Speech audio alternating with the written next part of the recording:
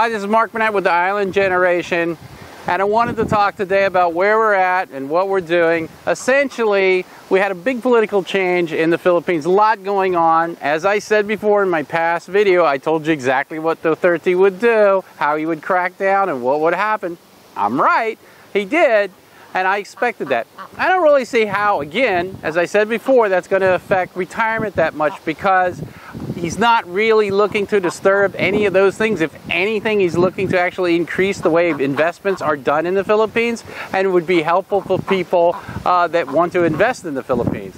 So, all in all, I still feel that's favorable and good. However, some of my investors were looking for someone else to get elected, and in doing so, that kind of knocked them out of their market.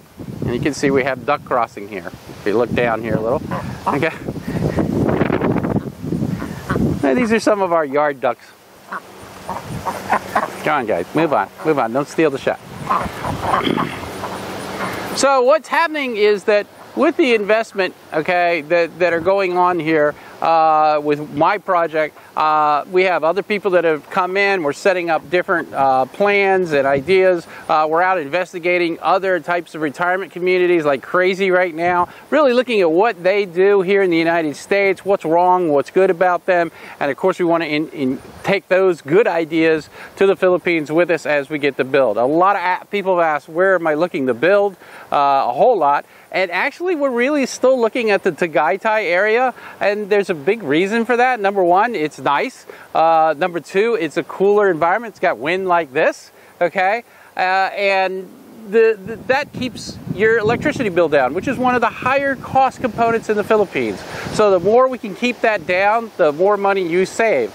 Now, going to the beach or going to another island is pretty easy. You can travel in the Philippines cheap and very simple, okay, to travel around. So my thought was stay away from the typhoons, stay to a place that's cooler, and Tagaytay fits that very well. Now, we may be around that area, or we may pick eventually a different area, but that's where we're negotiating. That's where we're kind of looking at as a central point of where we feel a good retirement community could be built.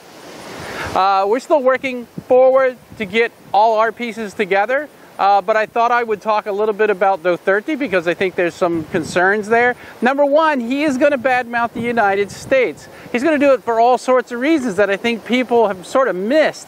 Number one, he's looking at the way the United States treats other countries and the way they get involved. You could look at Syria, how they really haven't helped the insurgents there. You can look at North Korea, where we haven't put a stop to that. You can look at China, where the Philippines went to the ambassador of the United States, Duterte, and basically asked, hey, you got my back if we need to force China out of the Spratly Islands?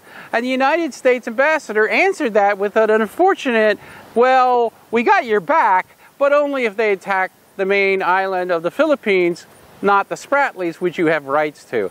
And that unfortunately set Duterte off. He's like, hey, if you're not going to help me with the problem in my backyard, then what can I do? Okay, the deal isn't going to help me. So of course, if you're a businessman and a mayor like Duterte was, you have to understand his way of thinking. And his way of thinking is quite simple, and I'll explain it because the news media just haven't. He has a choice. He's there in between, if you will, the United States, China, and Russia. Russia and China would like to do business with the Philippines in a big way. China's got a lot of money to spend. They can help with infrastructure. They can build power plants, all the things he needs. Let me ask you a question right now. Is the United States tomorrow morning going to help the Philippines build power plants, maybe 10 of them around the Philippines, to prevent blackouts? No. Are they going to help with the road system? No. Are they just going to keep practicing war games there, and that's it, and not really helping any, only being a defense component?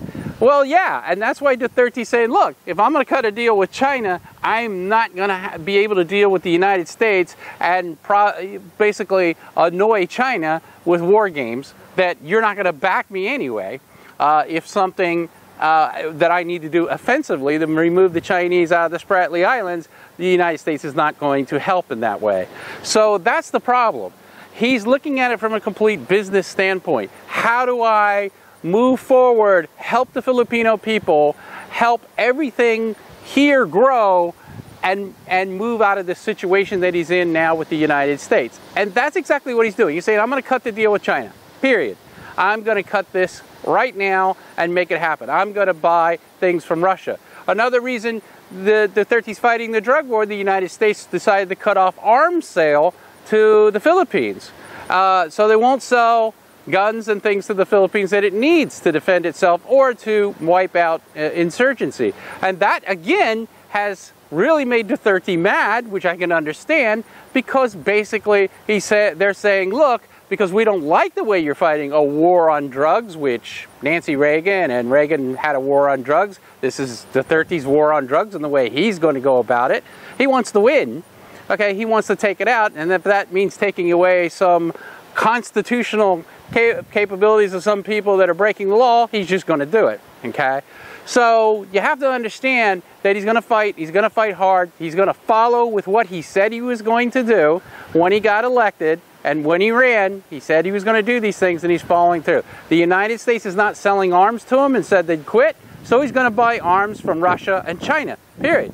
And China and Russia would love to do that level of business with the Philippines. They'd love to come in because they need that. And it's going to be a bit of a slap in the face to the United States. However, as a retirement component, how does it change what we're going to do? We want an inexpensive way to retire. We want a good place to retire. And Duterte certainly isn't going to cut any of that off. He has no intention of doing that. He wants a business for his country. He wants to bring people out of the poor. He wants to stop drugs in his country, which there are 1.8 million drug users in the Philippines. Admittedly, they're not in the areas really where we're going to try to put our facility, but they are there. And that's huge, probably larger than many other countries in the world. And the United States war on drugs has not been great. We still have, you know, hillbilly heroin, we have actual heroin in all sorts of towns throughout the entire United States, and we can't stop it. He has decided to take a different tack to it, but he's pissing off everybody. Again, it doesn't affect us as retirees because we will go there and we'll live in a safer place when all this dust settles. But the most important thing is you want to move into and start moving towards a place as there's issues. The Filipino dollar has changed too. Your dollars actually go a lot longer right now because of the issues going on. That gives us more buying power into the Philippines. Our investment will go a lot longer right now. And at the end, we still will have a great facility to go to and retire to in a country that becomes multinational, that both the US and China, and in one respect Russia, are bidding to try to help, and which always puts you in a pretty good position when you happen to be the receiver of all that money and thought and dealings that will happen in the future. So you want to be there. The Island Generation, Mark Burnett, updating you on what's up, and hang in there. It's all going to be good.